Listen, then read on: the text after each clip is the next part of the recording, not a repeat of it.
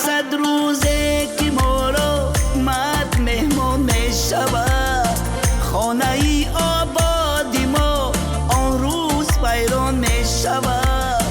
چون بگردد جان خود آن دم به فرمانی خدا، در سری بالین ما صدا و فریاد میشود. در سری بالین ما صدا و فریاد میشود.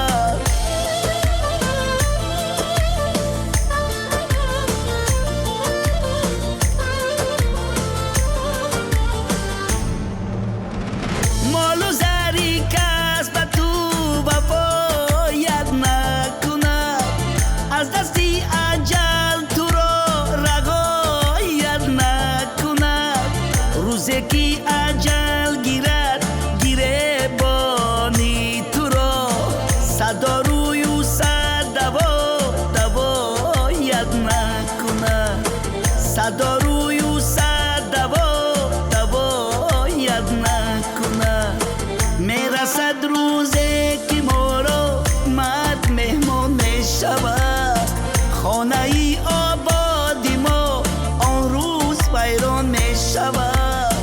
چون بگردد جان خود آن دم به فرمانی خدا، در سری بالین ما صدا و فریاد میشود. در سری بالین ما صدا و فریاد میشود.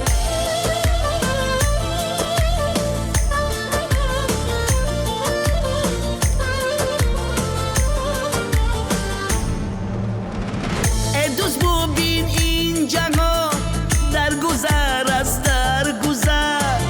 این عمری عزیز چون آدمی را گذر است.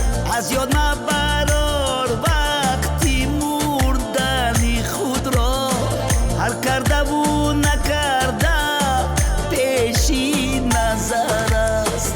هر کرده و نکرده پیشی نظر است. میرسد روزی که ما را مرد مهمان میشود، خانه ای آبادی ما آن روز ویران میشود.